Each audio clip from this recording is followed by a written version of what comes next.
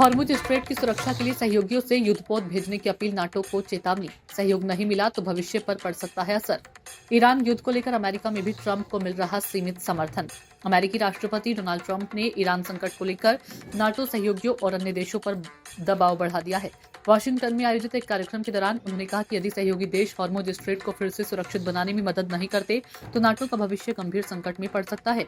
Report के अनुसार Trump ने संकेत दिया कि चीन के राष्ट्रपति शी जिनपिंग के साथ प्रस्तावित शिखर बैठक को भी टाला जा सकता है, क्योंकि इस संकट में बीजिंग की भूमिका स्पष्ट नहीं है। उन्होंने कहा कि चीन अपनी ऊर्जा जरूरतों के लिए इस जल मार्ग पर निर्भर है, इसलिए उसे भी इसकी सुरक्षा में योगदान देना चाहिए।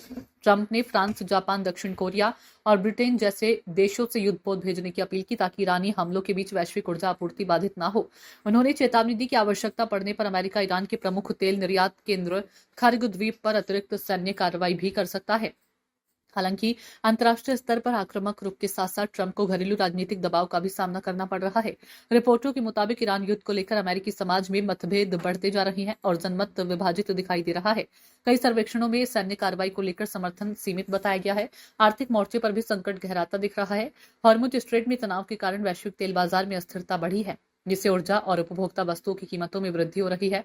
बढ़ती महंगाई और आर्थिक अनिश्चितता ट्रंप प्रशासन के लिए नई चुनौती बन सकती है। विश्लेषकों का मानना है कि ये संघर्ष केवल सैन्य टकराव तक सीमित नहीं बल्कि अमेरिकी जनमत, अर्थव्यवस्था और वैश्विक कूटनीति के जटिल समीकरणों से भी जुड़ा है।